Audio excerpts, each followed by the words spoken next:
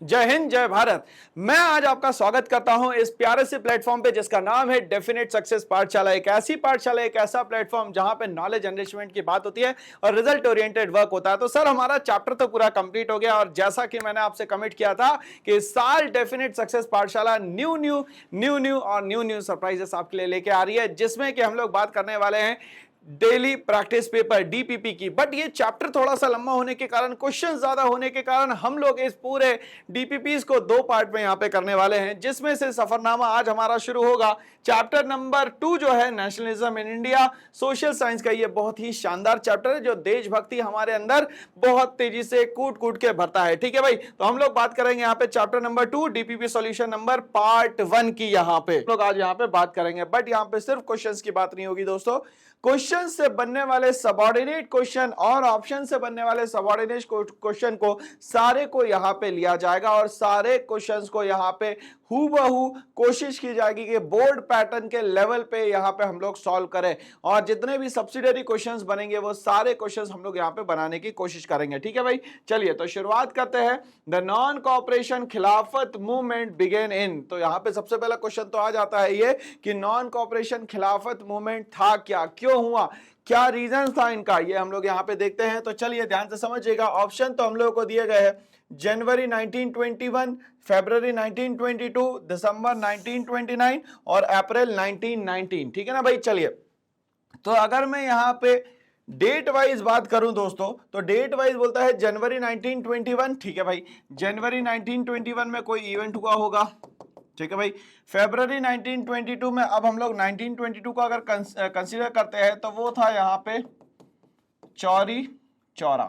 ठीक है भाई, चलिए चौरी चौरा हुआ था यूपी में। यहाँ पे पुलिसमैन को, लगभग 23 पुलिसमैन को यहाँ पे जला दिया गया था। ठीक है, कहाँ पे, पुलिस स्टेशन में। ठीक है भाई, चलिए यहां तक के कहानी क्लियर।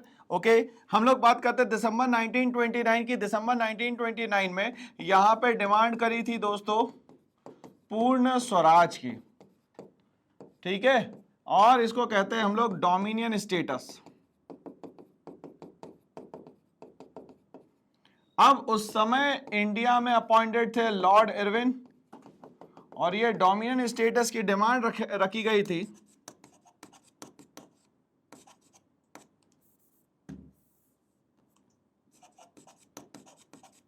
जवाहरलाल नेहरू जी द्वारा।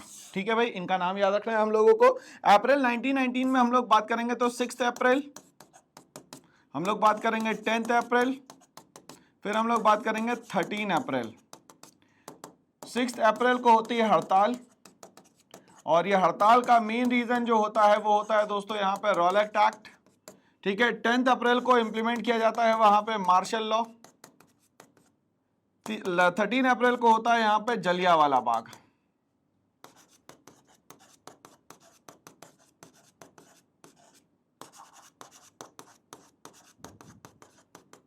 और ये सारी जो इवेंट है ये होती है अमृतसर में।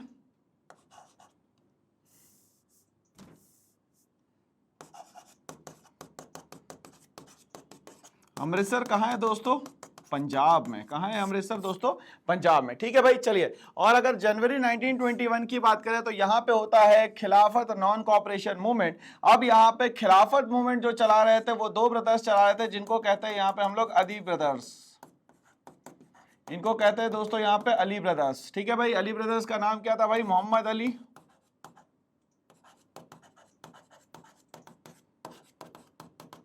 एंड शौकत अली।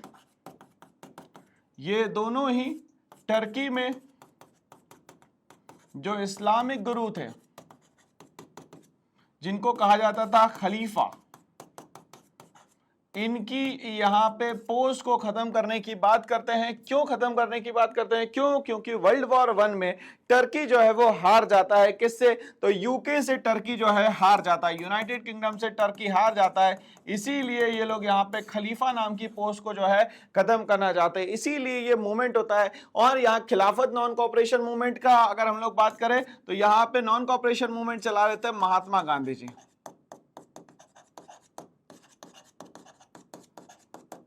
तो महात्मा गांधी जी चलाते नॉन कॉपरेशन मूवमेंट। अब यहाँ पे शौकत अली और यहाँ पे महात्मा गांधी जी मिलते हैं बॉम्बे में, और फिर शुरुआत होती है हिंदू मुस्लिम यूनिटी की, और हिंदू मुस्लिम यूनिटी के साथ में स्टार्ट होता है यहाँ पे खिलाफत नॉन कॉपरेशन मूवमेंट, जो कि होता है जनवरी 1921 में स्टार्ट। ठीक है भाई, चलिए तो इसका स्क्रीनशॉट ले लीजिएगा। ये सारे इवेंट हम लोगों ने डिस्कस करे एक साथ, यहाँ पे एक साथ डिस्कस करने का मतलब यह है कि आपसे जितने भी सब्सिडरी क्वेश्चन है वो सारे यहाँ पे बन जाने चाहिए। ठीक है भाई, तो यहाँ पे हम लोगों को क्लियर हो गया है कि आंसर क्या होना चाहिए सर बताइए। तो आंसर होना चाहिए यहाँ पे ए, जनवरी 1921।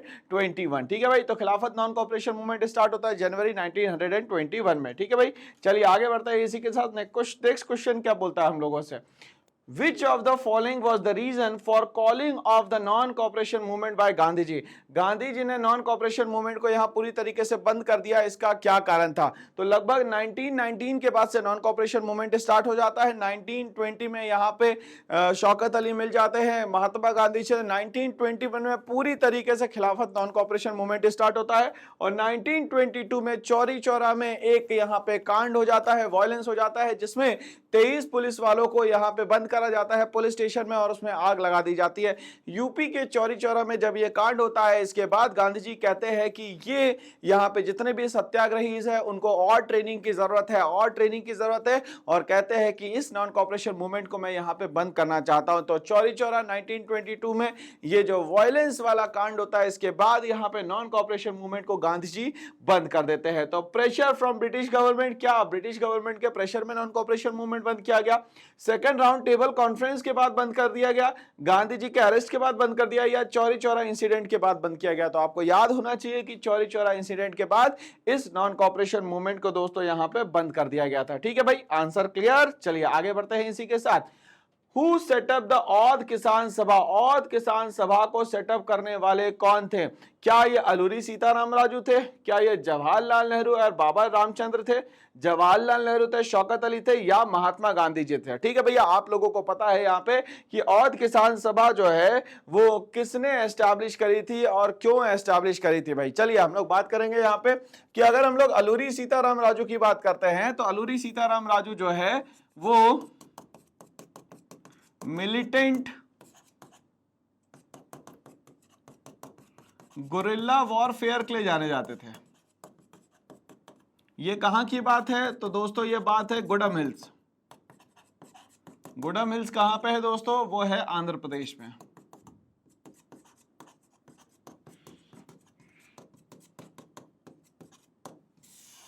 ठीक है भाई, कहां पे है? गुडम हिल्स, आंध्र प्रदेश में। ठीक है भाई, चलिए अब यहां पे अलूरी सीताराम राजू की बात हो गई, और यहां पे ये कहीं ना कहीं इंस्पायर थे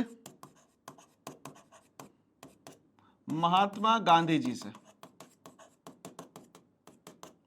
बात करें हम लोग बाबा रामचंद्र और जवाहरलाल नेहरू की, तो बाबा रामचंद्र जो है ये फिजी में एक इंडेंटर्ड लेबर की तरह काम करके आए थे, और बाबा रामचंद्र जो थे वो थे सन्यासी। यहां पे औध किसान सभा की 300 अलग अलग ब्रांचेस बनाई गई थी एक महीने के अंदर।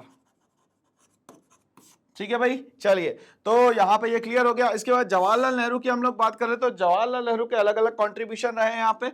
शौकत अली की बात करें तो यहाँ पे खिलाफत नॉन कॉपरेशन मूवमेंट में इनका यहाँ पे कंट्रीब्यूशन था। महात्मा गांधी की हम लोग बात करें तो 1916 से लेके 1947 तक के अलग अलग तरीके से हर जगह पे गांधी जी का यहाँ पे कंट्रीब्यूशन रहा, जिसमें यहाँ पे सबसे पहले हम लोग बात करेंगे इंडिगो रिवॉल्ट की, फिर बात करेंगे दोस्तों हम लोग यहाँ पे खेड़ा की, फिर हम लोग बात करेंगे अहमदाबाद की,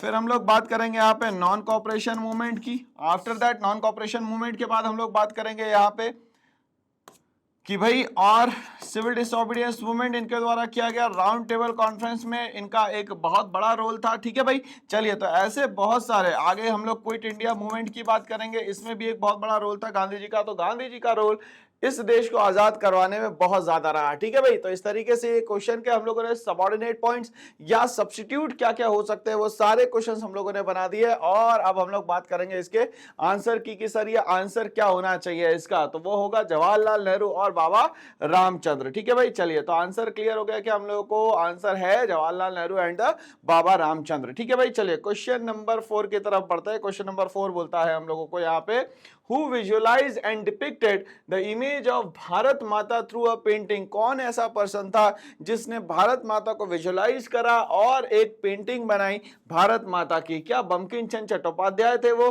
क्या वो रविंद्रनाथ टैगोर थे, नटेशा शास्त्री थे, या वो अबींद्रनाथ टैगोर थे? तो आपको पता होना चाहिए कि अबींद्रनाथ टैगोर द्वारा भारत माता की यहाँ पे पेंटिंग बनाई गई जिसमें विजुलाइज किया गया कि भारत माता कैसी होगी। तो आंसर क्या होना चाहिए दोस्तों? यहाँ पे आंसर होना चाहिए यहाँ पे अबींद्रनाथ टैगोर। ठीक है भाई, चलिए आगे बढ़ते हैं इसी के साथ। क्वेश्चन नंबर 5 की तरफ बढ़ता हूं। क्वेश्चन नंबर 5 कहता है, हु रोट वंदे मातरम। वंदे मातरम एक हिम जो है वो किसने लिखा था? क्या वो बंकिम चंद्र चट्टोपाध्याय ने लिखा था, अबींद्रनाथ टैगोर ने लिखा था, रविन्द्रनाथ टैगोर ने लिखा था, या राजा रवि वर्मा ने लिखा था? तो आपको पता है कि वंदे मातरम लिखा गया था बंकिम चंद्र चट्टोपाध्याय द्वारा। ठीक है भाई, तो वंदे मातरम कौन लिखता है दोस्तों? यहाँ पे बंकिम चंद्र चट्टोपाध्याय। ठीक है भाई, चलिए आगे बढ़ते हैं इसी के साथ। क्वेश्चन नंबर 6 हमारे सामने आता है, बोलता है what was the reason for Mahatma Gandhi fast unto death in 1932। Gandhi ji ने फास्ट अनटू डेथ रखा 1932 में, कहां रखा, क्यों रखा, इसकी हम लोग पहले चर्चा कर लेते हैं। तो ध्यान से समझिएगा, यहां पे 1930, 1931, 1932 में होती है यहाँ पे राउंड टेबल कॉन्फ्रेंस। ठीक है भाई, चलिए तो first round table conference, second round table conference और थर्ड राउंड टेबल कॉन्फ्रेंस। ठीक है भाई, चलिए फर्स्ट राउंड टेबल कॉन्फ्रेंस में, सेकंड राउंड टेबल कॉन्फ्रेंस में, थर्ड राउंड टेबल कॉन्फ्रेंस में, तीनों में ही जाते हैं भीमराव अंबेडकर और ये बात करते हैं वहां पे सेपरेट रिजर्वेशन फॉर दलित्स। ठीक है भाई, सेकेंड राउंड टेबल कॉन्फ्रेंस में पहुंचते हैं महात्मा गांधी जी।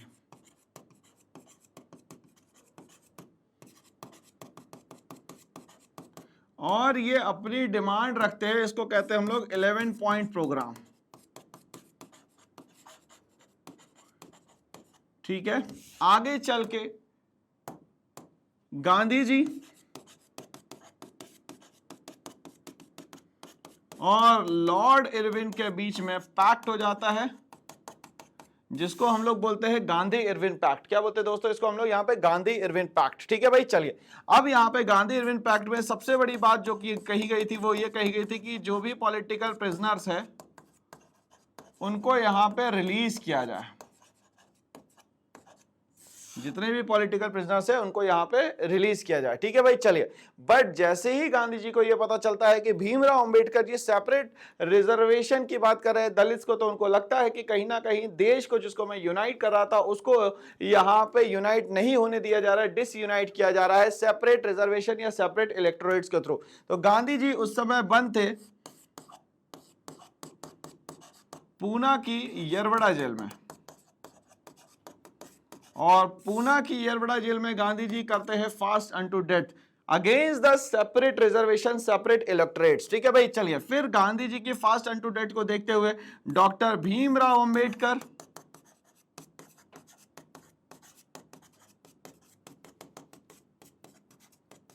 और गांधी जी के बीच में जो पैक्ट होता है उसको कहते हैं दोस्तों यहाँ पे पूना पैक्ट। क्या बोलते हैं दोस्तों? यहाँ पे पूना पैक्ट। ठीक है, चलिए तो ये बात याद रखिएगा दोस्तों कि गांधी जी और यहाँ पे भीमराव अंबेडकर के बीच में जो पैक्ट होता है उसको क्या कहते हैं दोस्तों हम लोग यहाँ पे? पूना पैक्ट। और ये पूरा का पैक्ट कब होता है दोस्तों? वो होता है 1932 में। कब होता है दोस्तों? 1932 में। चलिए तो यहाँ पे गांधी जी का फास्ट अनटू डेथ का मेन रीजन क्या था, ये क्वेश्चन में पूछा गया है। क्या failure of the civil disobedience movement, civil disobedience movement के फेलियर के कारण पब्लिक रिजॉर्ट टू वायलेंस, क्या यहाँ पे पब्लिक जो है वायलेंस पे उतर आई थी, वायलेंस करने लगी थी? Clash with doctor Ambedkar over separate electorates for Dalits. क्या यहाँ पे जो डॉक्टर भीमराव अंबेडकर ने सेपरेट इलेक्टोरेट्स जो दलित्स के लिए बात करी थी, क्या इसके लिए फास्ट एंड टू डेट किया गया था या failure of the second round table conference के लिए किया गया था? तो आप लोगों को क्लियर हो गया sir answer, clash with the doctor Bhimrao Ambedkar काय के लिए किया गया भैया? तो इसीलिए किया गया क्योंकि यहाँ पे दोस्तों ये सेपरेट इलेक्टोरेट्स की डिमांड कर रहे थे और गांधी जी ऐसा नहीं चाहते थे। इसका आप स्क्रीनशॉट ले लेंगे तो ज्यादा बेहतर रहेगा। ठीक है भाई, चलिए तो क्वेश्चन का आंसर हमें बिल्कुल क्लियर हो चुका है सर। आंसर क्या होना चाहिए? C, clash with the doctor Bhimrao Ambedkar over the separate electorates for the Dalits. ठीक है भाई, चलिए क्वेश्चन नंबर 7 पे हम लोग आते हैं। क्वेश्चन नंबर 7 बोलता है Which pact resolved the issue of separate electorates for Dalits between Gandhi ji and the Ambedkar ji in 1932? कौन सा ऐसा पैक्ट था जिसमें गांधी जी की भी बात मान ली गई, अंबेडकर जी की भी बात मान ली गई और गांधी अंबेडकर जी के बीच में हो जाता है एक पैक्ट? वो किस जगह पे होता है ये हमें बताना है। क्या ये लखनऊ पैक्ट था, क्या ये नागपुर पैक्ट था, क्या ये पूना पैक्ट था, क्या ये यहाँ पे सूरत पैक्ट था? तो आपको पता है कि एक समय पे गांधी जी जो है येरवड़ा जेल पूना में बनते, वहीं पे ये पैक्ट होता है जिसको पूना पैक्ट कहा जाता है। तो आंसर क्या होगा दोस्तों? यहाँ पे Poona pact is the correct answer. ठीक है भाई, चलिए नेक्स्ट क्वेश्चन पे आते हैं। क्वेश्चन नंबर 8 हमसे क्या कहता है?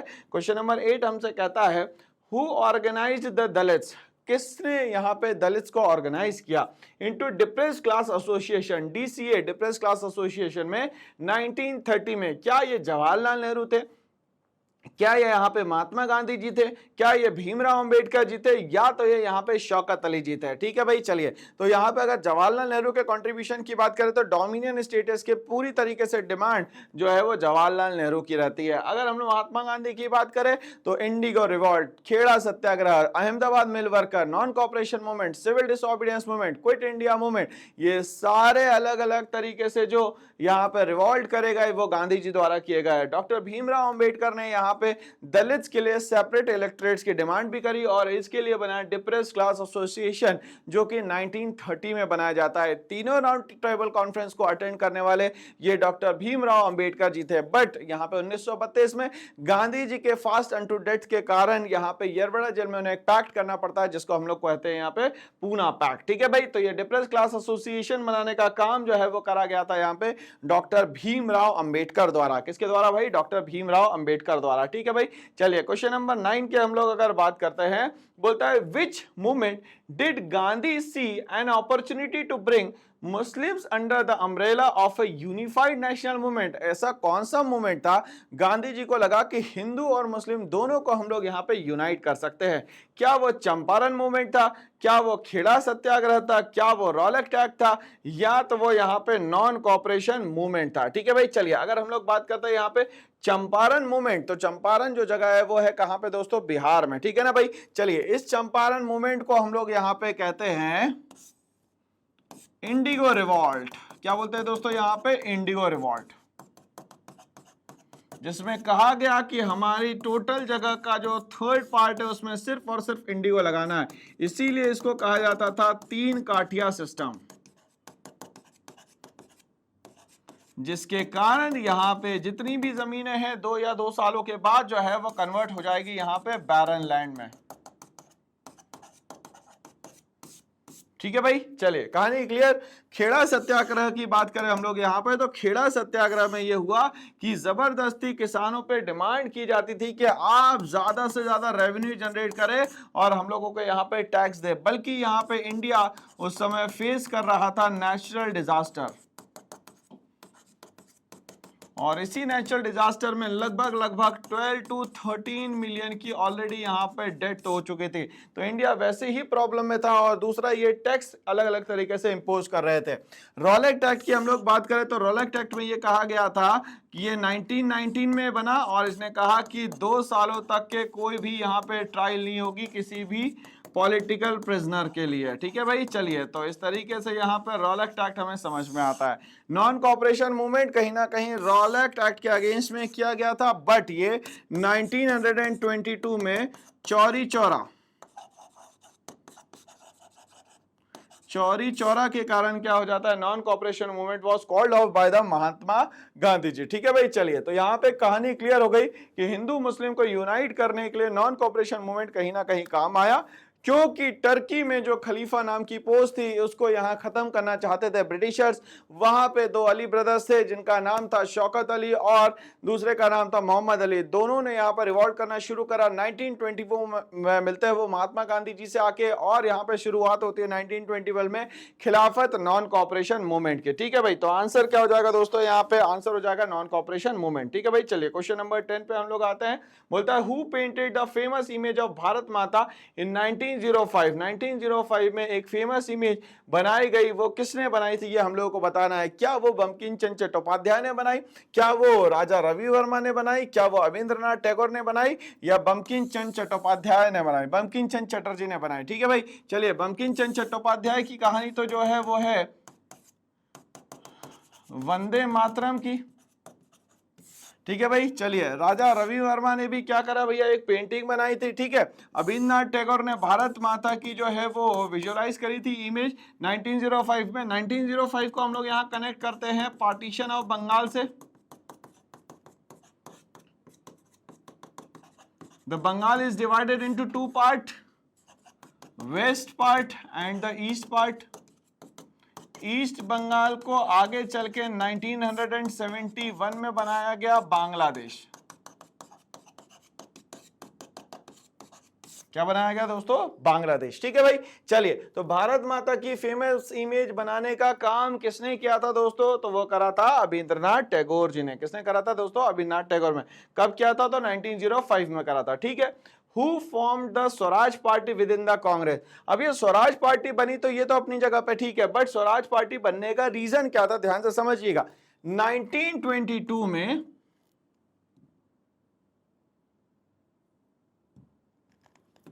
1922 में नॉन कॉपरेशन मूवमेंट को बंद कर दिया गया। Non cooperation movement was called off. ठीक है भाई, चलिए अब यहां पे 1922 में जब ये बंद हुआ तो यहां पे दो लीडर्स निकल के आए। उन्होंने कहा कि हर बार ऐसा कुछ मूवमेंट स्टार्ट होता है और बंद हो जाता है, तो यहां पे स्वराज पार्टी बनाई गई। इस स्वराज पार्टी को बनाने के लिए दो लोग रिस्पॉन्सिबल थे। एक तो थे मोतीलाल नेहरू और दूसरे थे यहां पे CR दास, चित्तरंजन दास। ठीक है भाई, चलिए तो ये कहानी हम लोगों को याद रखनी है दोस्तों कि 1922 में नॉन कॉपरेशन मूवमेंट बंद होने के कारण ही कहीं ना कहीं एक नई पार्टी बनती है, that is known as Swaraj party, जो कि बनाते हैं मोतीलाल नेहरू जी और ये बनाते हैं CR दास। ठीक है भाई, चलिए तो आंसर हमें अब क्लियर हो जाना चाहिए यहाँ पे। क्या जवाहरलाल नेहरू और मोतीलाल नेहरू है, क्या अब्दुल गफ्फार खान और महात्मा गांधी जी है, या जवाहरलाल नेहरू और सुभाष चंद्र बोस है, या CR दास और मोतीलाल नेहरू है। तो चलिए भाई आंसर हमें क्लियर हो गया है सर, आंसर होना चाहिए D, CR Das and the Motilal Nehru. चलिए क्वेश्चन नंबर 11 हमारे पास बहुत अच्छे से इत्मीनान से समझ में आ गया है। क्वेश्चन नंबर 12 पे हम लोग आते हैं। क्वेश्चन नंबर 12 हमसे कहता है यहाँ पे हु हेडेड द औद किसान सभा। अब यहाँ पे जवाहरलाल नेहरू थे, महात्मा गांधी थे, सुभाष चंद्र बोस थे, या तो मोतीलाल नेहरू थे। तो यहाँ पे अगर हम लोग बात करें तो जवाहरलाल नेहरू ने यहाँ पे डिमांड करी थी इंडिया के लिए डोमिनेंट स्टेटस की, जिसको हम लोग बोलते हैं यहाँ पे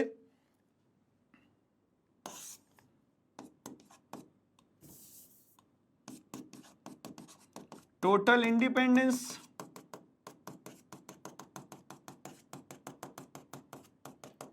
या हम लोग बोले यहां पे डोमिनियन स्टेटस, या हम बोल रहे यहां पे इसको पूर्ण स्वराज।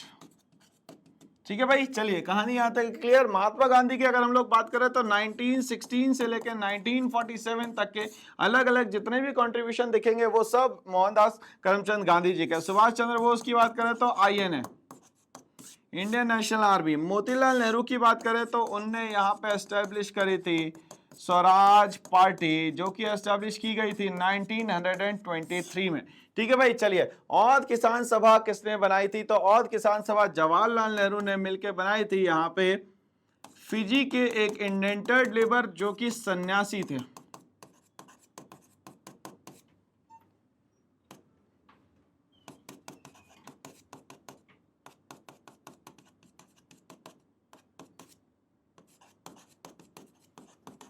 नाम था इनका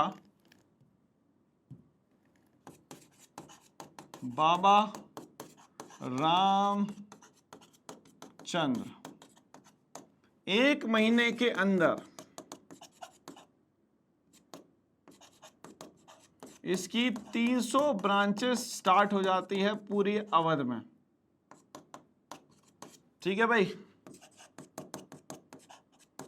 तो 1 महीने के अंदर जो है 300 ब्रांचेस स्टार्ट हो जाती है अवध में। किसकी भाई? औध किसान सभा की। तो इसको यहाँ पे किसने स्टार्ट किया था, हेडेड कौन था? तो वो यहाँ पे थे जवाहरलाल नेहरू। चलिए भैया इसका ना स्क्रीनशॉट ले लीजिएगा, एग्जाम में काम आने वाला है। ठीक है, तो आंसर यहाँ पे क्लियर हो चुका है दोस्तों। आंसर क्या होगा दोस्तों, यहाँ पे क्लियरली बताइए। तो वो है सर यहाँ पे जवाहरलाल नेहरू। ठीक है भाई, चलिए नेक्स्ट क्वेश्चन नंबर 13 आता है।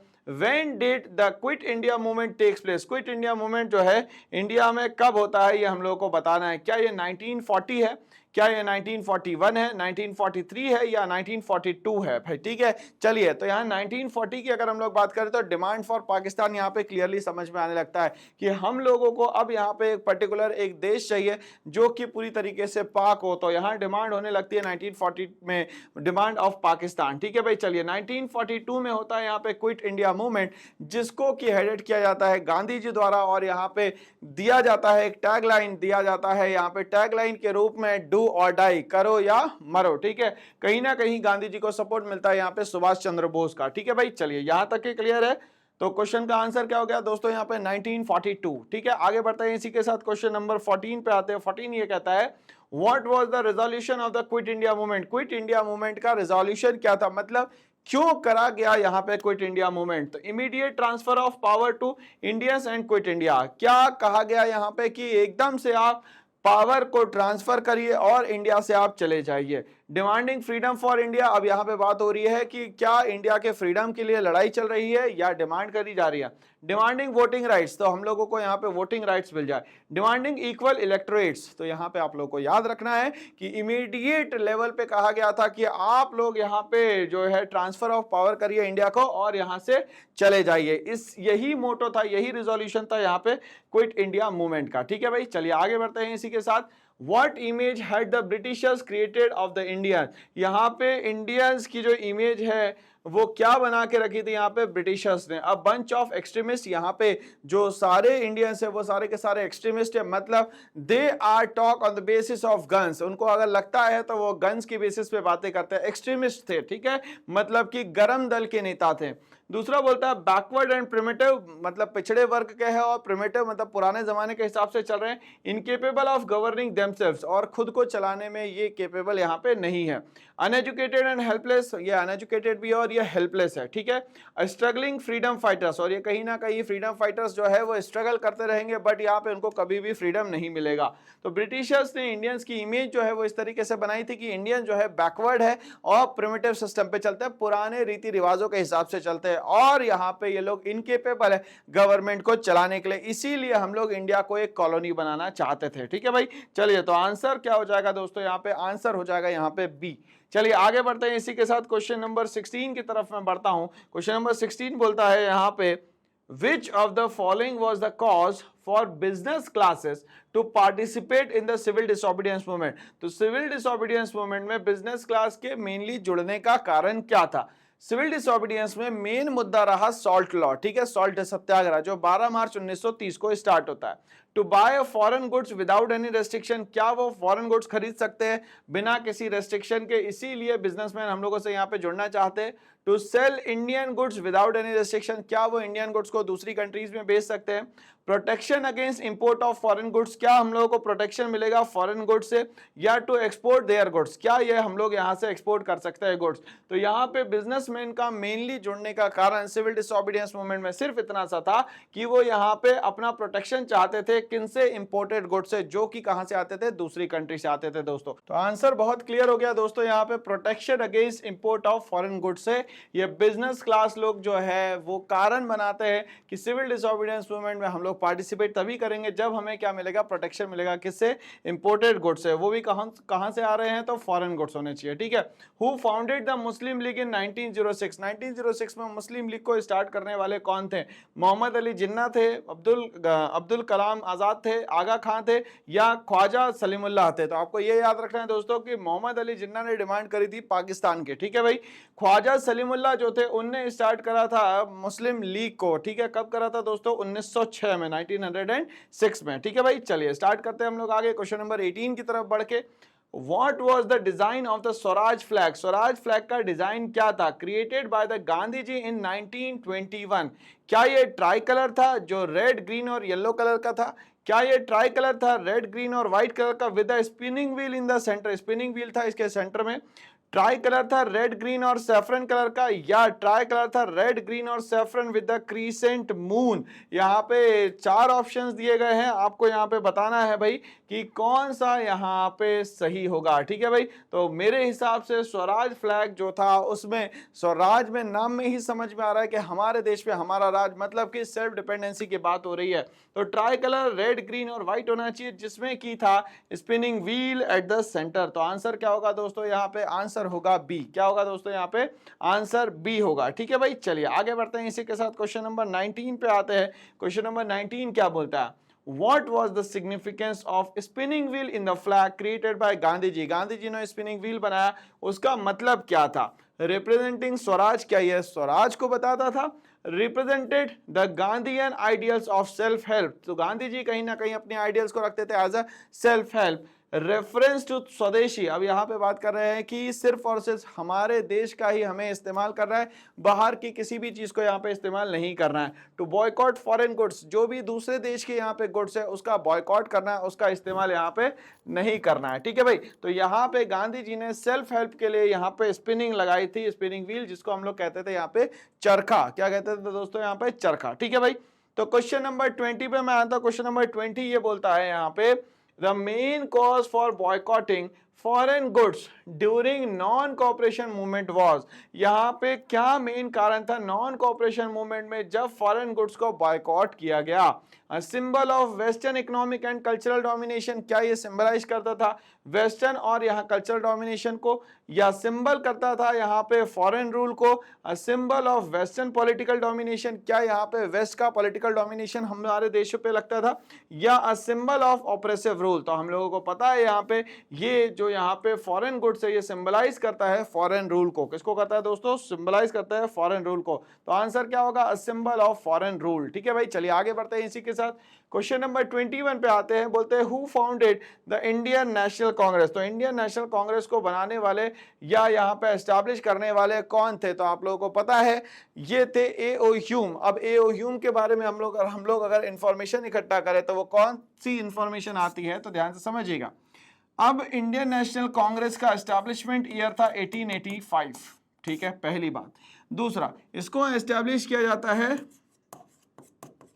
रिटायर्ड आईसीएस ऑफिसर के रिकमेंडेशन पे, जो थे यहां पे एलन ऑक्टेवियन ह्यूम। कौन थे दोस्तों? एलन ऑक्टेवियन ह्यूम, ठीक है भाई। चलिए अब ध्यान से सुनिएगा।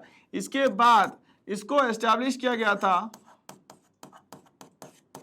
गोकुलदास तेजपाल संस्कृत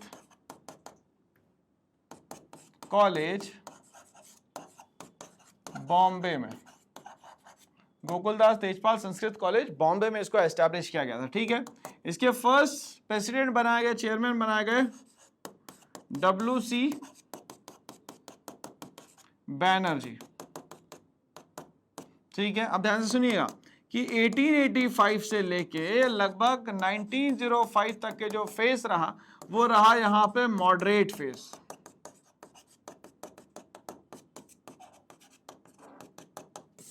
ठीक है भाई। तो ये सारी इंफॉर्मेशन जो है हम लोगों ने यहाँ पे ए.ओ. ह्यूम और यहाँ पे इंडियन नेशनल कांग्रेस से रिलेटेड की बात करी। तो ये सारी बातें जो है वो रिलेटेड है इंडियन नेशनल कांग्रेस से, ठीक है, तो इसका स्क्रीनशॉट ले लीजिए दोस्तों, एग्जाम में बहुत ज्यादा आपको काम आने वाला है। तो यहाँ पे क्लियर हो गया सर कि आंसर क्या होगा, who founded the Indian National Congress, तो ये है महात्मा गांधी जी, बाल गंगाधर तिलक जी, एओ ह्यूम या गोपाल कृष्ण गोखले। तो आपको याद रखना A O Hume was the founder of Indian National Congress, याद रहेगा ना दोस्तों एग्जाम तक के। चलिए क्वेश्चन नंबर 22 की तरफ बढ़ते हैं। क्वेश्चन नंबर 22 क्या कहता है, When was the non cooperation movement launched? Movement जो नॉन कॉपरेशन मूवमेंट पूरी तरीके से लॉन्च कब होता है, 1920 में, 1919 में, 1921 में और यहाँ पे 1922। तो ये चारों ईयर को हम लोग याद करते हैं, क्यों, क्योंकि ये चारों ईयर जो है नेशनलिज्म इन इंडिया में बहुत इंपॉर्टेंट है। ठीक है भाई, चलिए तो यहाँ पे हम लोग अगर बात करेंगे कि नॉन कॉपरेशन मूवमेंट जो है वो स्टार्ट हो जाता है सितंबर में, मीटिंग होती है, प्रपोजल आ जाता है और दिसंबर में इसको स्टार्ट कर दिया जाता है। ठीक है भाई, चलिए इन दोनों सेशन का पहला जो सेशन था वो था कलकत्ता में और फिर होती है यहाँ पे नागपुर सेशन। ठीक है भाई, चलिए आगे बात करते हैं हम लोग। यहाँ पे 1919 में क्या होता है, तो सर यहाँ पे होता है 1919 में रोलैक्ट एक्ट, इंपॉर्टेंट इवेंट होता है यहाँ पे जलियांवाला बाग मैसेकर। ठीक है भाई, 1921 की बात करें तो यहां पे स्टार्ट हो जाता है खिलाफत नॉन कॉपरेशन मूवमेंट। ठीक है, यहां पे गांधी जी से कौन मिलता है दोस्तों, गांधी जी से मिलते हैं यहां पे शौकत अली। ठीक है भाई, यहां तक है क्लियर। 1922 में यूपी में कांड हो जाता है जिसको बोलते हैं हम लोग चौरी चौरा। ठीक है भाई, तो चौरी चौरा कांड के कारण यहाँ पे नॉन कॉपरेशन मूवमेंट को क्या कर दिया जाता है, बंद कर दिया जाता है, कॉल्ड ऑफ। ठीक है भाई, चलिए कहानी यहां तक की क्लियर हो गई दोस्तों। तो नॉन कॉपरेशन मूवमेंट कब स्टार्ट हुआ था दोस्तों, वो हुआ था सर 1920 में। तो आंसर क्या हो जाएगा दोस्तों, यहाँ पे ए इज द करेक्ट आंसर। चलिए आगे बढ़ते हैं इसी के साथ। नेक्स्ट क्वेश्चन आ जाता है, हु लेड द खिलाफत मूवमेंट, खिलाफत मूवमेंट को यहाँ पे कौन लेड करता है, क्या इसको यहाँ पे जवाहरलाल नेहरू हेडेड करते हैं, क्या इसको अली ब्रदर्स हेडेड करते हैं, क्या इसको सरदार पटेल करते हैं, या इसको सुभाष चंद्र बोस करते हैं। तो आप लोगों को पता है कि जवाहरलाल नेहरू जो है यहाँ पे हेडेड करते हैं दोस्तों औध किसान सभा को।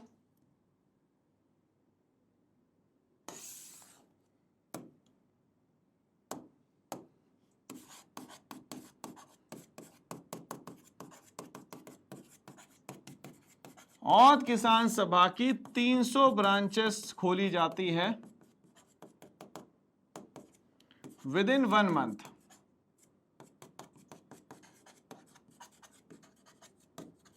ठीक है भाई, चलिए और यहां पे इनका सपोर्ट करते हैं बाबा रामचंद्र।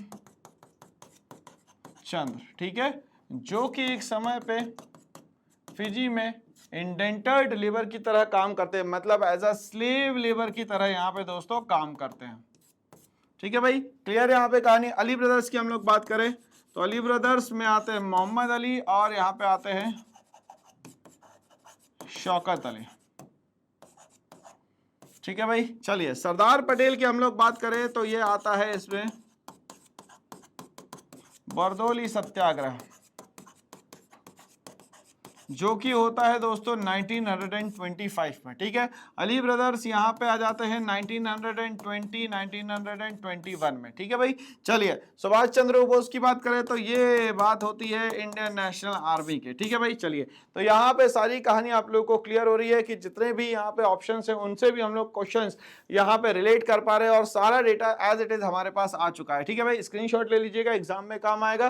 तो आंसर क्या होना चाहिए दोस्तों, यहाँ पे खिलाफत मूवमेंट को लीड करने वाले 2 ब्रदर्स थे जिनका नाम था अली ब्रदर्स। अली ब्रदर्स में आ जाता है शौकत अली और दूसरा आ जाता है यहाँ पे मोहम्मद अली। ठीक है भाई, चलिए आगे बढ़ते हैं। What was the main objective of the Swaraj party, Swaraj party का मेन ऑब्जेक्टिव क्या था, हम लोग को ये बताना है। टू अटेन कंप्लीट इंडिपेंडेंस, क्या ये चाहते थे कि पूरी तरीके से हम लोग को यहाँ पे इंडिपेंडेंस मिल जाए, ये स्वराज पार्टी चाहती थी।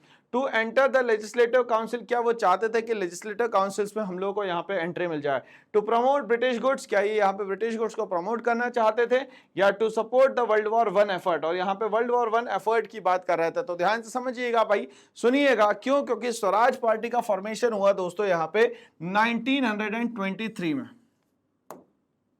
तो स्वराज पार्टी कब बनती है दोस्तों? 1923 में। कौन बनाता है इसको? तो सर बनाते हैं इसको मोतीलाल नेहरू और CR दास। ठीक है भाई, यहां तक के क्लियर। चलिए अब यहां बोलता है टू अटेन कंप्लीट इंडिपेंडेंस की इनने कहीं बात नहीं करी। To enter in the legislative councils की बात करते हैं कौन? स्वराज पार्टी वाले।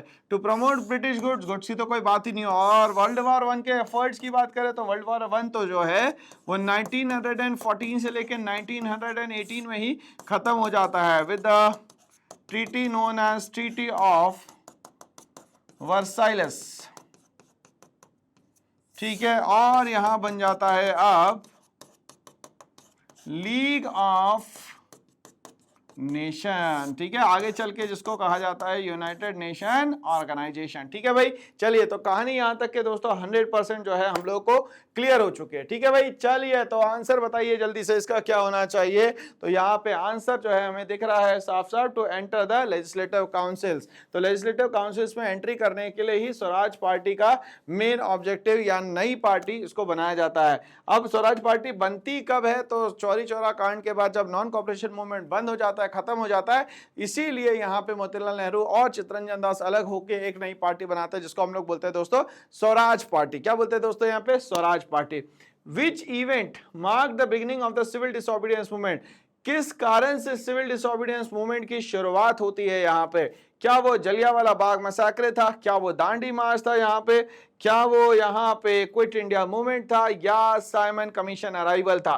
तो आप लोगों को यहाँ पे पता होगा कि सिविल डिसोबीडियंस मूवमेंट जो है लगभग 1929 के बाद यहाँ पे शुरू होता है। ठीक है भाई, चलिए तो अगर हम लोग जलियांवाला बाग की मसाक्रे की बात करें तो जलियांवाला कांड जो है वो होता है दोस्तों यहाँ पे 13 अप्रैल 1919 में, 1919 में। दांडी मार्च की हम लोग बात करें तो ये होता है 12 मार्च 1930 में। क्विट इंडिया मूवमेंट जो है वो होता है 1942 में। साइमन कमीशन इंडिया आता है 1920 में। और सिविल डिसोबीडियंस मूवमेंट जो है वो लगभग स्टार्ट हो जाता है 1929 के बाद से, और ये चलता है लगभग 1934 तक है। थोड़ा सा लंबा समय, कुछ देर बंद रहा, कुछ देर चालू हो गया, फाइनली 1934 तक है सिविल डिसोबीडियंस मूवमेंट चलता है। तो अब ये बताइए कि किस मूवमेंट से सिविल डिसोबीडियंस मूवमेंट की शुरुआत की जाती है? तो वो की जाती है दोस्तों यहाँ पे दांडी मार्च से। दांडी मार्च को हम लोग यहाँ पे सॉल्ट सत्याग्रह भी कहते हैं, याद रहेगा आप लोगों को। तो यहाँ पे दांडी मार्च को क्या कहा जाता है दोस्तों? सॉल्ट सत्याग्रह, जो कि स्टार्ट होता है 12 मार्च से लेके 6 अप्रैल तक। ठीक है भाई, ये पहली बात। दूसरी बात ये, इसमें चलना था टोटल यहाँ पे 240 माइल्स। ठीक है, तो पर डे ये लोग चलते थे लगभग यहाँ पे 10 माइल्स। ठीक है भाई, चलिए तो यहाँ पे 10 माइल्स चल जाएंगे। ठीक है, तो ये 24 दिन में यहाँ पे पहुंच जाएंगे। और यहाँ पे स्टार्ट करते हैं ये चलना साबरमती आश्रम से। साबरमती से जाते हैं दोस्तों ये लोग यहाँ पे दांडी तक है। ठीक है भाई, चलिए और यहाँ पे स्टार्ट करते हैं 78 वॉलेंटियर्स के साथ। तो 78 वॉलेंटियर्स के साथ में यहाँ पे गांधी जी निकल जाते हैं सॉल्ट लॉ को ब्रेक करने के लिए, और इस तरीके से होती है दांडी मार्च। क्या होती है दोस्तों? दांडी मार्च। तो इसका स्क्रीनशॉट ले लीजिए, एग्जाम में दोस्तों यहाँ पे काम आने वाला है आपके। ठीक है ना भाई, चलिए तो सिविल डिसोबीडियंस मूवमेंट की तैयारी जो है, शुरुआत किससे होती है दोस्तों? वो होती है दोस्तों यहाँ पे सॉल्ट सत्याग्रह से। किससे होती है? सॉल्ट सत्याग्रह से, मतलब कि दांडी मार्च से। ठीक है भाई, चलिए आगे बढ़ते हैं। क्वेश्चन नंबर 26 की तरफ जाता हूं मैं। क्वेश्चन नंबर 26 बोलता है the Rowlatt act was pass in which year? कौन से ईयर में रॉलेट एक्ट जो है पूरी तरीके से यहाँ पे पास हो जाता है, ये हम लोगों को बताना है। ठीक है भाई, तो यहाँ पे अगर हम लोग बात करें 1917, तो 1917 में दो इवेंट होते हैं। पहला तो होता है दोस्तों यहाँ पे इंडिगो रिवॉल्ट, और दूसरा जो है उसको हम लोग बोलते हैं यहाँ पे खेड़ा। 1918 में आए तो ये होता है अहमदाबाद मिल वर्कर्स के वेजेस से रिलेटेड बात होती है। ठीक है भाई, चलिए यहां पे 1919 में होता है भाई यहां पे रॉलेट एक्ट, और इसी के कारण होता है जलियांवाला बाग मैसाक्रे। 1920 में नॉन कोऑपरेशन मूवमेंट जो है वो पूरी तरीके से शुरुआत हो जाती है, और यहां पे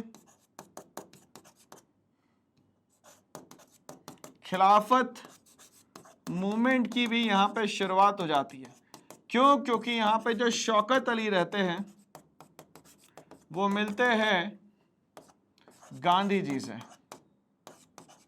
और गांधी जी इसको मानते हैं कि ये हिंदू मुस्लिम यूनिटी का सबसे अच्छा तरीका है, और 1921 में जाके स्टार्ट होता है यहाँ पे खिलाफत non cooperation movement. I repeat, क्या होता है? खिलाफत नॉन कॉपरेशन मूवमेंट। तो इस तरीके से सारी कहानी जो है हम लोगों को यहाँ पे क्लियर होती है। और रॉलेट एक्ट जो है पास होता है 1919 में। कब होता है दोस्तों? यहाँ पे 1919 में रॉलेट एक्ट जो है पास होता है। ठीक है भाई, चलिए आगे बढ़ते हैं। यहाँ पे Who gave the slogan इनकलाब जिंदाबाद? किसने ये स्लोगन दिया इनकलाब जिंदाबाद? क्या महात्मा गांधी जी ने दिया? क्या ये यहाँ पे सुभाष चंद्र बोस ने दिया? ये यहाँ पे भगत सिंह ने दिया? या लाला लाजपत राय ने दिया? ठीक है भाई, तो चलिए भाई, गांधी जी ने जो नारा दिया था वो क्या दिया था भाई? यहाँ पे डू और डाई वाला, क्विट इंडिया मूवमेंट में। ठीक है, सुभाष चंद्र बोस ने बोला था तुम हमें खून दो, हम तुम्हें आजादी देंगे। ठीक है, भगत सिंह ने कहा इनकलाब जिंदाबाद। और लाला लाजपत राय की डेथ हो जाती है जब वो साइमन कमीशन का अपोज करने के लिए यहाँ पे जाते हैं। क्यों? क्योंकि इस साइमन कमीशन में कोई भी इंडियन ना होने के कारण यहाँ पे लोग प्रोटेस्ट करते हैं, और इसमें लाला लाजपत राय की जो है वो डेथ हो जाती है। ठीक है भाई, चलिए। और यहाँ पे अगर हम लोग बात करें, भगत सिंह जो बनते हैं यहाँ पे 1925 में हिंदुस्तान रिपब्लिकन एसोसिएशन के मेंबर। ठीक है भाई, अब यहाँ पे भगत सिंह उसमें एक नाम और जोड़ते हैं, यहाँ पे Hindustan socialist Republican association, HSRA। ठीक है, और भगत सिंह ही है जो यहाँ पे असेंबली बम कांड में यहाँ पे आते हैं। 1931 में इनको यहाँ सजा होती है, और सजाए मौत होती है। 23 मार्च 1931 को इनको फांसी दे दी जाती है, इनके दो दोस्तों के साथ, भगत सिंह, राजगुरु और सुखदेव। ठीक है, जिसने हंसते हुए फांसी को यहाँ पे गले लगा लिया। ठीक है, तो इनकलाब जिंदाबाद जो नारा है वो है भगत सिंह का। किसका है दोस्तों? यहाँ पे भगत सिंह का। ठीक है भाई, चलिए क्वेश्चन नंबर 28 की तरफ हम लोग बढ़ते हैं। क्वेश्चन नंबर 28 बोलता है Which pact resolved the issue of separate electorates? अब कौन सा पैक्ट था जो कि ये सेपरेट इलेक्टोरेट्स की जो प्रॉब्लम थी उसको सॉल्व करता है? For Dalits between Gandhi ji and Ambedkar in the 1932। क्या लखनऊ पैक्ट था, नागपुर पैक्ट था, पूना पैक्ट था, या सूरत पैक्ट था? तो आप लोगों को पता है ये पैक्ट जो था वो था यहाँ पे पूना पैक्ट। ठीक है भाई, चलिए आगे बढ़ते हैं। इसी के साथ नेक्स्ट क्वेश्चन आता है, Who was the first president of Indian National Congress? पहला प्रेसिडेंट इंडियन नेशनल कांग्रेस का कौन था? क्या ये दादा भाई नौरोजी थे?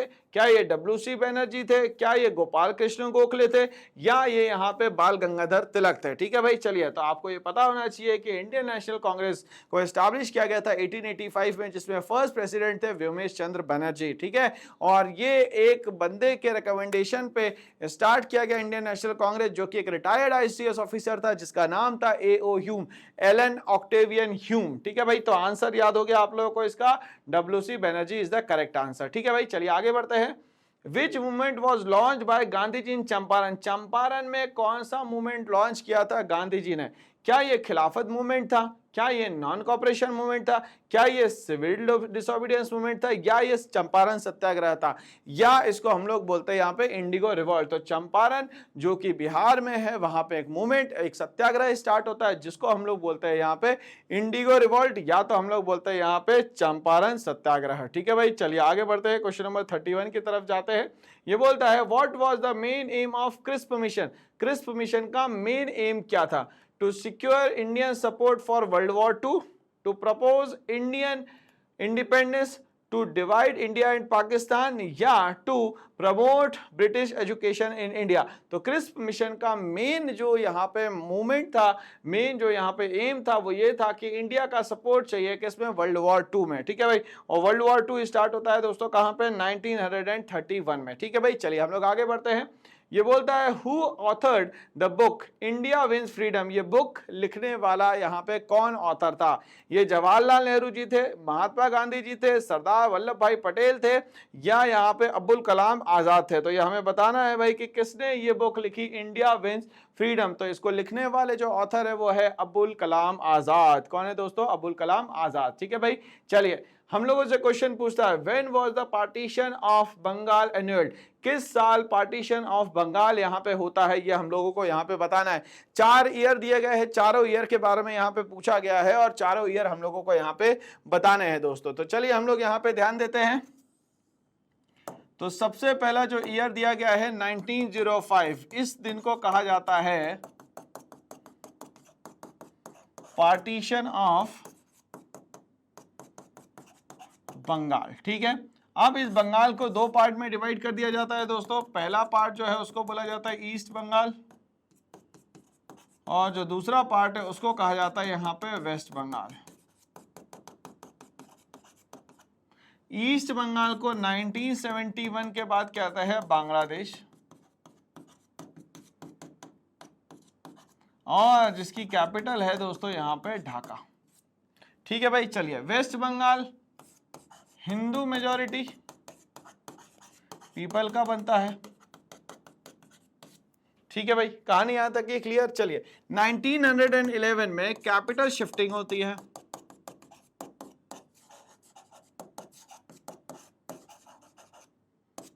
बंगाल से टू दिल्ली, तो कैपिटल शिफ्ट होती है बंगाल से दिल्ली। क्या होती है दोस्तों? कैपिटल शिफ्ट होती है बंगाल से दिल्ली। ठीक है, 1915 जनवरी आते हैं हमारे यहां मोहनदास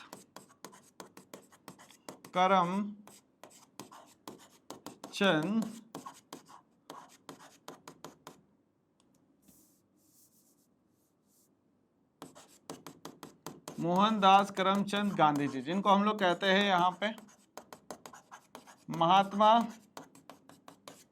गांधी जी। ठीक है, तो महात्मा जो है दोस्तों यहाँ पे टाइटल है, याद रखिएगा। ठीक है, 1920 में बात करेंगे हम लोग यहाँ पे नॉन कॉपरेशन मूवमेंट की। चलिए, तो अब मुझे यहाँ पे क्लियर हो गया, आंसर जो है वो when was the partition of Bengal annulled. तो याद आ गया हमें कि 1905 में पार्टीशन जो है वो एन्युअल्ड होता है। ठीक है भाई, तो इसका स्क्रीनशॉट ले लीजिए, एग्जाम में दोस्तों यहाँ पे काम आने वाला है। ठीक है भाई, चलिए तो आगे। तो अब हम लोग बात कर लेते हैं भाई यहाँ पे 1911 इज द करेक्ट आंसर। ठीक है भाई, चलिए अब यहाँ पे ध्यान से समझने वाली बात यह है कि पार्टीशन ऑफ बंगाल तो 1905 में हो गया था, बट इसको रिजेक्ट कब किया गया, कब रद्द करा गया, कब खत्म किया गया? तो वो करा गया था दोस्तों यहाँ पे 1911 में। ठीक है, तो आपको मैं और ये बता दूं यहाँ पे कि ये जो पार्टीशन ऑफ बंगाल करने वाले थे वो थे लॉर्ड कर्जन, और यहाँ पे ये जो बंगाल एनुअल करने वाले थे, मतलब कैंसलेशन जो करने वाले थे, वो थे लॉर्ड हार्डिंग। तो ये दोनों नाम जो है ना दोस्तों एग्जाम में याद रखिएगा। और यहाँ पे 1911 में एक और चीज होती है, बंगाल मैंने आपको बताया था, बंगाल से कैपिटल शिफ्ट होकर पहुंच जाती है दिल्ली। ठीक है भाई, चलिए तो ये सारी बातें एग्जाम में याद रखना है दोस्तों हम लोगों को। ठीक है भाई, चलिए क्लियर हो गया, यहाँ पे आगे बढ़ सकते हैं हम लोग यहाँ पे। आप चलिए नेक्स्ट क्वेश्चन आता है हमारे पास, who compose the song Vande Mataram. Vande Mataram song को कंपोज किसने किया था? क्या ये रविन्द्रनाथ टैगोर जी थे, बंकिम चंद्र चट्टोपाध्याय जी थे, महात्मा गांधी थे, या तो यहाँ पे सुभाष चंद्र बोस थे? तो आपको तो आंसर यहाँ पे बहुत ही क्लियर सर, बंकिम चंद्र चट्टोपाध्याय यहाँ पे सही आंसर है। चलिए आगे बढ़ते हैं इसी के साथ। The Simon commission was appointed in which year. Simon commission किस ईयर में यहाँ पे अपॉइंट होता है दोस्तों? 1927 में होता है, 1928 में होता है, 1929 में होता है, या 1930 में होता है? तो साइमन कमीशन अपॉइंट किया जाता है यहाँ पे 1928 में, बट ये भी एक साल पहले आ जाता है। आना चाहिए था इसको 1929 में। कब आना चाहिए दोस्तों? 1929 में। तो चलिए इसके पहले की क्या कहानी थी इसको हम लोग समझ लेते हैं। तो जब हम बात कर रहे हैं यहाँ पे 1909 की, जब हम बात कर रहे हैं यहाँ पे 1909, 1919, तो अब होना चाहिए था 1929। ठीक है भाई, चलिए तो यहां पे इनने कहा था कि अब यहां पे एक सेक्रेटरी स्टेट ऑफ इंडिया होगा और एक जो है वो होगा दोस्तों यहां पे वॉइसरॉय। ठीक है भाई, चलिए तो यहां पे सेक्रेटरी स्टेट ऑफ इंडिया जो है वो थे यहां पे मॉर्ले और यहां पे थे दोस्तों मिंटो। यहां पे जब 1990 में ये कमीशन आता है तो यहां पे थे मॉन्टेगू और यहां पे थे क्लैंसफोर्ड। ठीक है, 1929 में ये कमीशन आना चाहिए था जिसमें सेक्रेटरी स्टेट ऑफ इंडिया और वॉइसरॉय होने चाहिए थे, बट यहां पे सिर्फ और सिर्फ टोरी गवर्नमेंट ने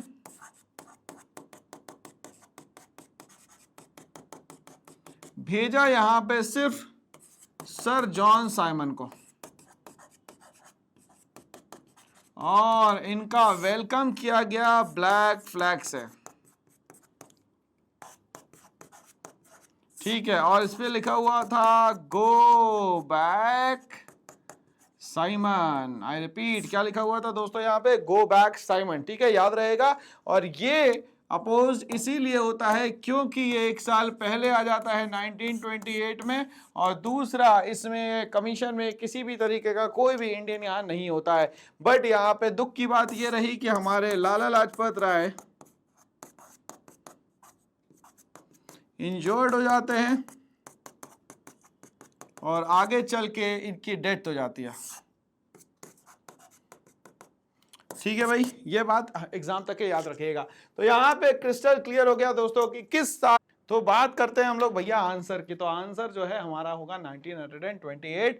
इस समय साइमन कमीशन आया और मैंने आपको सारी कहानी बताई कि इसमें लाला लाजपत राय जी की क्या हो जाती है दोस्तों, डेथ हो जाती है। ठीक है भाई, चलिए आगे बढ़ते हैं इसी के साथ। नेक्स्ट क्वेश्चन बहुत इंपॉर्टेंट क्वेश्चन है, बहुत ही हाई लेवल का क्वेश्चन है। The slogan quit India. अब यहाँ पे क्विट इंडिया ये स्लोगन दिया किसने था? क्विट इंडिया मूवमेंट तो गांधी जी ने स्टार्ट किया था, मगर क्विट इंडिया स्लोगन दिया किसने? वॉज फर्स्ट कॉइन्ड बाय महात्मा गांधी जी। महात्मा गांधी जी ने यहाँ पे क्या किया था भाई? क्विट इंडिया मूवमेंट किया था। सुभाष चंद्र बोस ने एस्टैब्लिशमेंट करा इंडियन नेशनल आर्मी का। जवाहरलाल नेहरू औद किसान सभा को एस्टैब्लिश करते हैं और यूसुफ मेहर अली जो है फर्स्ट टाइम कॉइंड करते हैं ये वर्ड जिसका नाम है क्विट इंडिया। क्या नाम है भाई? Quit India. चलिए यहाँ पे clear, answer clear, Yusuf Meher Ali is the correct answer. चलिए नेक्स्ट क्वेश्चन नंबर 37 पे आते हैं। The historic sessions of the Indian National Congress in 1929 was held in। कहाँ पे ये इंडियन नेशनल कांग्रेस का 1929 का सेशन होता है?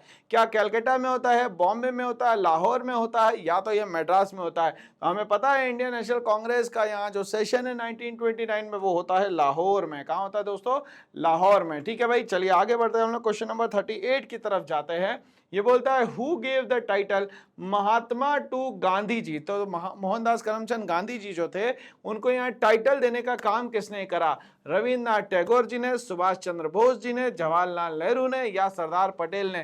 तो महात्मा नाम का टाइटल गांधी जी को दिया जाता है रविंद्रनाथ टैगोर द्वारा। किसने दिया भाई? रविन्द्रनाथ टैगोर जी ने। ठीक है, दिन को यहाँ पे दादाजी के नाम से भी जानते थे, या हम लोग यहाँ पे बोलते हैं कि भाई रविन्द्रनाथ टैगोर जी जो है इनने यहाँ पे एक जगह का फॉर्मेशन किया था बंगाल में, उसको बोलते हैं शांति निकेतन। ठीक है, जहाँ पे पढ़ाई के अलग अलग तरीके के स्ट्रक्चर्स बनाए गए थे और पढ़ाई के लिए बहुत बेहतरीन माहौल बनाया गया था। रविन्द्रनाथ टैगोर जी की बात कर रहे थे हम लोग। हम बात करते हैं who was the last viceroy of British India. British India का लास्ट वॉइसरॉय कौन था?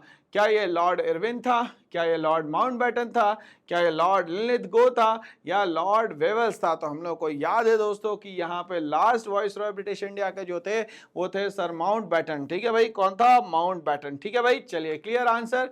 क्वेश्चन नंबर 40 हमारे पास आ रहा है, बहुत इजी क्वेश्चन है आप लोगों के लिए। अब ये when was the Champaran satyagraha launch by Gandhi ji. Mohandas Karamchand Gandhi ji द्वारा चंपारण सत्याग्रह कब किया गया था? 1915 में, 1916 में, 1917 में, या 1918 में? तो चंपारण मतलब कि यहाँ पे हो जाता है इंडिगो रिवॉल्ट। ये स्टार्ट होता है 1917 में। ठीक है ना, चलिए तो यहाँ पे क्लियर हो गई सारी कहानी। अब हम लोग आ जाते हैं सफरनामा के दूसरे पड़ाव पे, दूसरे फॉर्म में, जो कि है दोस्तों यहाँ पे फिल इन द ब्लैंक्स। ठीक है भाई, एक एक फिल इन द ब्लैंक्स को समझते हैं, अगर आता है तो आता है, नहीं आता तो मन से इसमें कुछ भी नहीं लिखा जा सकता। ठीक है भाई, चलिए हम लोग समझते हैं एक एक चीज।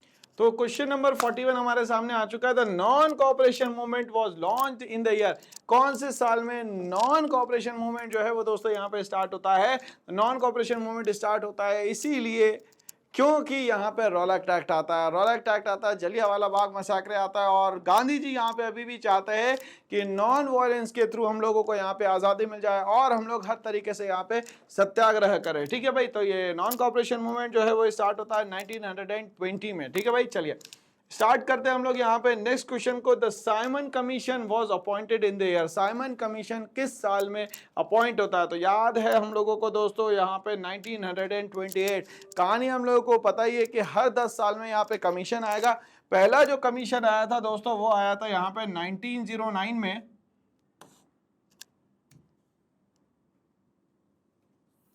तो 1909 में कमीशन आया। आफ्टर दैट 1919 में कमीशन आया। आफ्टर दैट आना चाहिए था 1929 में। ठीक है, बट ये आ जाता है दोस्तों 1928 में। ठीक है, और बात ये रहती है कि इस कमीशन में कोई भी इंडियन नहीं रहता।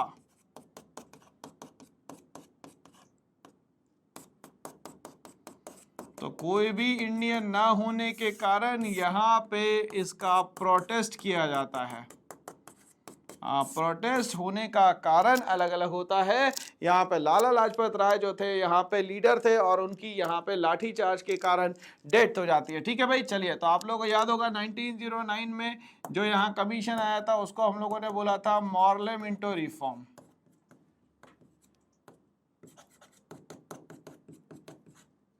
दूसरा जो कमीशन आया था उसको बोलते हैं हम लोग यहाँ पर मॉन्टेगू क्लैंसफोर्ड रिफॉर्म, और आखिरी जो आया 1928 में इसको हम लोग कहते हैं यहाँ पे साइमन कमीशन। ठीक है भाई, चलिए क्लियर कहानी।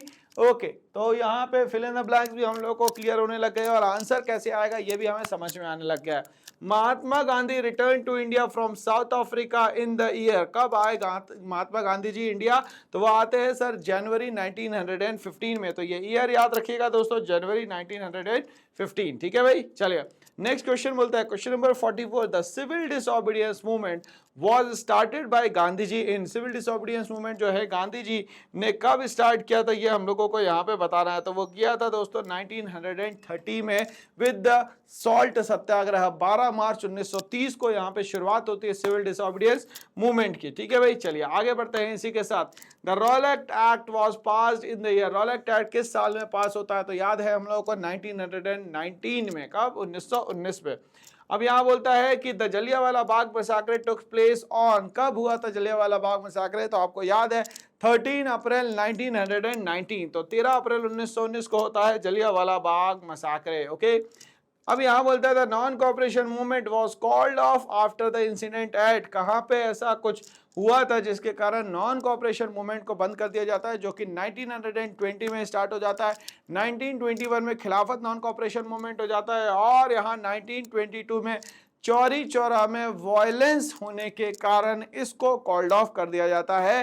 चौरी चौरा में यहाँ पे 23 पुलिसमैन को उन्हीं के पुलिस स्टेशन में यहाँ पे जला दिया जाता है, इसीलिए यहाँ पे वायलेंस होने के कारण नॉन कोऑपरेशन मूवमेंट को कॉल्ड ऑफ कर दिया जाता है। और ये ईयर था दोस्तों 1922 का चौरी चौरा कांड। ठीक है भाई, चलिए the salt satyagraha also known as the Dandi march started on, salt satyagraha जिसको हम लोग दांडी मार्च कहते हैं, ये कब शुरुआत होती है, तो 12 मार्च 1930 को दोस्तों इसकी यहाँ पे शुरुआत होती है 1930। ठीक है, the quit India movement was launch in the year, quit India movement को किस साल में इसको लॉन्च किया जाता है। तो याद है हम लोग को दोस्तों 1942 is the year when the quit India movement was started. और क्विट इंडिया जो वर्ड है आप लोग को याद है मेहर अली जी ने वर्ड दिया था, कौन सा भाई, क्विट इंडिया। ठीक है भाई, चलिए क्लियर हो गया। क्वेश्चन नंबर 50 पे हम लोग आते हैं। बोलता है Indian National Congress was founded in the year, Indian National Congress किस साल में फाउंड होती है। तो वो होती है दोस्तों यहाँ पे 1885 में। कब होती है दोस्तों यहाँ पे 1885 में। चलिए याद रखिएगा 1885 में रिटायर्ड ऑफिसर ICS ऑफिसर जो थे वो थे AOU एओ ह्यूम की अध्यक्षता में ये शुरुआत होती है और इसके प्रेसिडेंट बनाए जाते हैं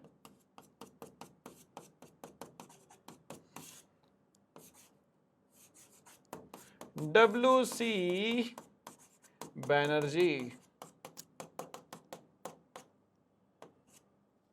ठीक है भाई, चलिए तो यहाँ पे क्लियर हो गया हमें डेटा और अब हमें आंसर आ गया है 1885 is the correct answer. The first session of the Indian National Congress was held at कौन सी जगह पे? पहला सेशन जो है यहाँ पे कांग्रेस का होता है वो होता है दोस्तों बॉम्बे में। कहाँ पे होता है दोस्तों? बॉम्बे में। The author of the book Hind Swaraj is, कौन था ऑथर हिंद स्वराज का, जो कि 1909 में लिखी गई थी, 1909 में लिखी गई थी। उसके ऑथर थे मोहनदास करमचंद गांधी जी, मतलब महात्मा गांधी जी। कौन थे भाई? महात्मा गांधी जी। अब बोलता है द खिलाफत movement was held by dash and dash. खिलाफत मूवमेंट जो कि यहाँ पे 1919 के बाद में आता है, उसको यहाँ पे ऑर्गेनाइज करने वाले दो अली ब्रदर्स थे, जिनका नाम था शौकत अली और था दूसरा मोहम्मद अली। टर्की जो कि हार चुका था वर्ल्ड वॉर 1 में, अब यहाँ पे ब्रिटेन अपनी पूरी की पूरी पॉलिसीज ऑप्ट करवाना चाहता था, जिसमें इनने खलीफा की पोस्ट को यहाँ पे कैंसिल किया था। और इसीलिए कहीं ना कहीं मूवमेंट होता है, ये कहीं ना कहीं रिवॉल्ट होता है अगेंस्ट में ब्रिटिशर्स के। और ये 1920 में आके बॉम्बे में मिलते हैं मोहनदास करमचंद गांधी से और स्टार्ट होता है 1921 में खिलाफत नॉन कॉपरेशन मूवमेंट। तो आंसर क्या होगा भाई? Shaukat Ali and the Mohammad Ali are the two Ali brothers. ये दो अली ब्रदर्स थे जिनने की यहाँ पे खिलाफत मूवमेंट किया। The slogan do or die was given during the movement. कौन से मूवमेंट में डू और डाई का स्लोगन दिया गया? तो वो स्लोगन दिया गया था दोस्तों क्विट इंडिया मूवमेंट 1942 में, है ना भाई। चलिए तो क्विट इंडिया में यहाँ पे मूवमेंट में दिया गया डायलॉग, क्या नाम था? स्लोगन दिया गया जिसको हम लोग बोलते हैं डू और डाई। ठीक है भाई, चलिए आगे बढ़ते हैं इसी के साथ। The Poona pact was signed between. अब ये पूना पैक्ट जो है कब साइन होता है और किसके बीच में साइन होता है, ये हम लोगों को बताना है। तो यहाँ पे हम लोगों को याद है कि जब राउंड टेबल कॉन्फ्रेंस की बात चल रही थी,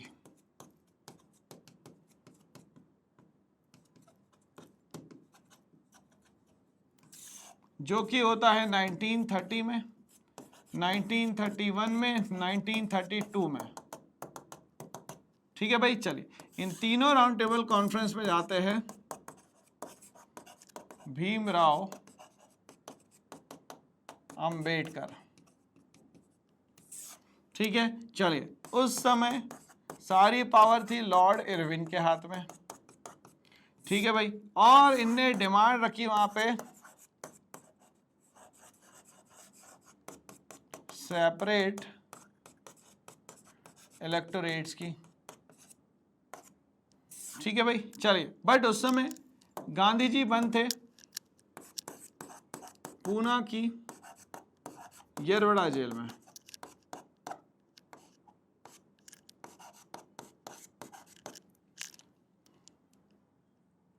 अब ये येरवड़ा जेल में करते हैं फास्ट अनटू डेथ।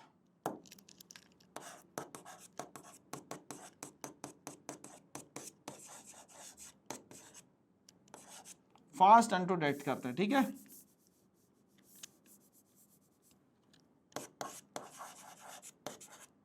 जब ये फास्ट अनटू डेथ करते हैं तो ये बात पता चलती है भीमराव अंबेडकर जी को, और भीमराव अंबेडकर जी बोलते हैं कि अब मैं सेपरेट इलेक्टोरेट्स की डिमांड नहीं करूंगा दलित्स के लिए, और मैं अब आपकी बात मानूंगा। तो यहाँ पे जो पैक्ट होता है उसको कहा जाता है दोस्तों पूना पैक्ट। क्या कहा जाता है? पूना पैक्ट, जो कि होता है दोस्तों 1932 में। कब होता है दोस्तों? यहाँ पे 1932 में। ठीक है भाई, तो ये कहानी पूरी याद रखिएगा related to the Poona pact. और यहाँ पे पूना पैक्ट किसके बीच में होता है 1932 में? तो वो होता है भीमराव अंबेडकर जी के बीच में और मोहनदास करमचंद गांधी जी के बीच में। ठीक है भाई, चलिए हम लोग बात करते हैं the Muslim league was founded in the year. किस साल में मुस्लिम लीग को बनाया गया? तो बनाया गया यहाँ पे 1906 में। और फाउंडर कौन थे इसके? तो वो थे ख्वाजा सलीमुल्लाह। कौन थे दोस्तों यहाँ पे फादर इसके? यहाँ पे फादर थे इसके ख्वाजा सलीमुल्लाह। ठीक है, the term Satyagraha was coined bye, सबसे पहली बार टर्म सत्याग्रह किसने कॉइन किया? तो वो करा दोस्तों यहाँ पे महात्मा गांधी जी ने। बट यहाँ पे ध्यान से बात याद रखने वाली क्या है भाई? तो Gandhi ji as a lawyer जाते हैं अफ्रीका, साउथ अफ्रीका, और उनको एक बिजनेसमैन यहां पे बुलाते हैं एज अ लॉयर, जिनका नाम था दादा अब्दुल्ला। ठीक है भाई। चलिए, तो ये इनको बुलाते हैं यहाँ पे और कहते हैं कि आप उस स्टेशन पे चले जाइए जिस स्टेशन का नाम था यहाँ पे पीटर मैरिट्सबर्ग। ठीक है भाई। जब ये इस रेलवे स्टेशन पे जाते हैं तो यहाँ पे इनको टिकट चेकर जो है वो धक्का मार के बाहर निकाल देता है। किसके बेसिस पे? तो ये कलर के बेसिस पे, कलर और रेस के बेसिस पे इनको फर्स्ट क्लास से बाहर निकाल दिया जाता है। तो जब वो रात भर यहाँ पे रुकते हैं तो उनके दिमाग में आता है कि यार ये कलर और रेस के बेस पे हम लोग को निकाला गया है, मतलब ये बहुत बड़ी प्रॉब्लम है और इसके लिए मुझे कुछ ना कुछ करना चाहिए। और ये बात है 1893 की। वहां से निकल के आता है ये वर्ड सत्याग्रह। दोस्तों याद रखिएगा, तो वर्ड सत्याग्रह जो है कहीं ना कहीं अफ्रीका में जब उनको ट्रेन से धक्का मार के बाहर निकाला जाता है तब से ये वर्ड जो है गांधी जी ने कहा कि अब मुझे लड़ाई करनी है। किसके लिए? ट्रुथ के लिए।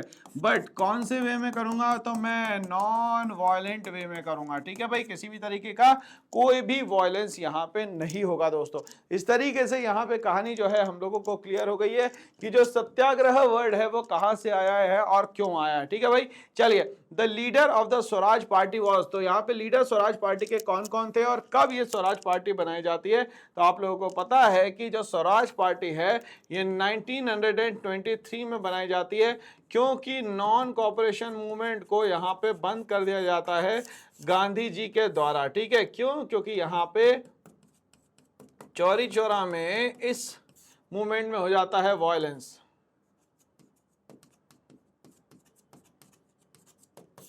23 पुलिसमैन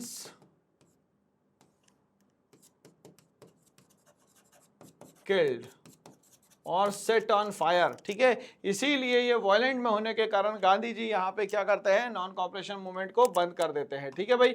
और यहाँ पे शुरुआत होती है स्वराज पार्टी की, जिसको एस्टैब्लिश करते हैं चित्तरंजन दास और मोतीलाल नेहरू जी। ठीक है। The round table conference was held in the city of, round table conference जो है वो कहाँ होती है हम लोग को ये बताना है। तो आप लोग को पता है राउंड टेबल कॉन्फ्रेंस तीनों जो है वो होती है लंदन में। ऑर्गेनाइज कौन करवाते हैं? तो लॉर्ड इरविन इसको यहाँ पे ऑर्गेनाइज करवाते हैं। ठीक है भाई। चलिए, तो लंदन में यहाँ पे ऑर्गेनाइज होती है राउंड टेबल कॉन्फ्रेंस, जिसमें कि कहीं ना कहीं इंडिया के डोमिनेंट स्टेटस की चर्चा होती है। 11 पॉइंट प्रोग्राम की भी यहाँ पे चर्चा होती है। The newspaper young India was publish by, young India जो यहाँ पे पेपर छापा गया वो किसने छापा था ये हम लोग को बताना है। तो ये छापा गया था मोहनदास करमचंद गांधी, मतलब महात्मा गांधी जी द्वारा। ठीक है भाई। चलिए आगे बढ़ते हैं। इसी के साथ क्वेश्चन नंबर 61 हमारे सामने आ चुका है। क्या कहता है क्वेश्चन नंबर 61? बोलता है the all India Congress committee session at Lahore in 1929 was presided by all India Congress committee का जो सेशन है लाहौर में जो 1929 में होता है उसको यहाँ पे कौन प्रेसाइड करता है, मतलब प्रेसिडेंट कौन था? तो वो थे जवाहरलाल नेहरू। कौन थे दोस्तों यहाँ पे? जवाहरलाल नेहरू। अब यहाँ बोलता है the main architect of the Indian constitution was, Indian constitution के मेन आर्किटेक्ट दोस्तों कौन है? ड्राफ्टिंग कमेटी के चेयरमैन कौन है? लॉ मिनिस्टर कौन है? तो वो है यहाँ पे डॉक्टर भीमराव अंबेडकर जी। कौन है दोस्तों यहाँ पे? डॉक्टर भीमराव अंबेडकर जी। ठीक है भाई। चलिए आगे बढ़ते हैं। इसी के साथ the cabinet mission came to India in the year, cabinet mission जो है वो इंडिया में कब आता है ये हम लोग को बताना है। तो कैबिनेट मिशन जो है वो आता है दोस्तों 1946 में, मतलब 1946 में। ठीक है। अब ये बोलता है the quit India resolution was pass in the Congress session at, कौन से सेशन में क्विट इंडिया रेजोल्यूशन को यहाँ पे पास किया जाता है? तो कौन सी जगह पे ये सेशन हुआ था? वो हुआ था बॉम्बे में। कहाँ पे हुआ था दोस्तों? बॉम्बे में। अब यहाँ बोलता है द स्लोगन इनकलाब जिंदाबाद वाज गिवन बाय, इनकलाब जिंदाबाद जो स्लोगन है वो किसने दिया था? तो वो दिया था हमारे भगत सिंह जी ने। किसने दिया था दोस्तों यहाँ पे? भगत सिंह जी ने। ठीक है भाई। चलिए आगे बात करते हैं। The book discovery of India was written by, तो डिस्कवरी ऑफ इंडिया जो है लिखने वाले शख्स का नाम क्या है? वो थे यहाँ पे जवाहरलाल नेहरू। ठीक है भाई। तो किसने लिखी भाई डिस्कवरी ऑफ इंडिया? वो लिखी दोस्तों यहाँ पे जवाहरलाल नेहरू ने। ठीक है भाई। चलिए आगे बढ़ते हैं हम लोग। इसी के साथ हम बात करेंगे साइमन कमीशन। वॉज बॉयकॉटेड, ठीक है, बिकॉज इट हैज मेंबर, ठीक है। अब यहाँ पे साइमन कमीशन जो है वो यहाँ बॉयकॉट किया जाता है, क्यों? क्योंकि यहाँ पे जो मेंबर है वो यहाँ पे कहे गए थे कि ब्रिटिशर्स के भी होंगे और इंडियंस के भी होंगे, बट साइमन कमीशन को जब बॉयकॉट किया गया तो जब वो इंडिया आया 1928 में, 1928 में, तब इसमें एक भी इंडियन मेंबर नहीं था, इसीलिए साइमन कमीशन का बॉयकॉट होता है, ठीक है। तो आंसर क्या हो गया दोस्तों यहाँ पे? इंडियन मेंबर, ठीक है।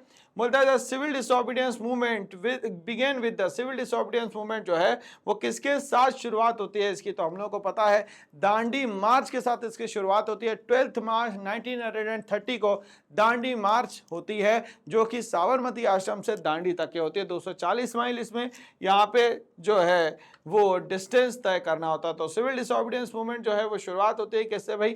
तो दांडी मार्च से होती है, ठीक है भाई। चलिए आगे बात करते हैं। The Cripps mission came to India in the year, Cripps mission जो है वो कब आता है दोस्तों इंडिया में? तो वो आता है 1942 में। कब आता है दोस्तों? 1942 में। The forward block was founded by the, forward block को यहाँ पे कौन एस्टेब्लिश करता है? इंडियन नेशनल आर्मी को कौन एस्टेब्लिश करता है? तो वो थे यहाँ पे नेताजी सुभाष चंद्र बोस। क्या नाम था भैया? नेताजी सुभाष चंद्र बोस, ठीक है भाई। चलिए यहाँ तक के कहानी क्लियर हो गई हम लोगों को यहाँ पे। चलिए क्लियर, सुभाष चंद्र बोस, ठीक है। चलिए आगे बढ़ते हैं, क्वेश्चन नंबर 71 की तरफ आते हैं। The movement against the partition of Bengal was called, जो मूवमेंट किया गया था पार्टीशन ऑफ बंगाल के अगेंस्ट में, उसको क्या बोलते थे? उसको कहते थे दोस्तों यहाँ पे स्वदेशी मूवमेंट। क्या बोलते थे दोस्तों यहाँ पे? स्वदेशी मूवमेंट। इस स्वदेशी मूवमेंट में क्या हुआ?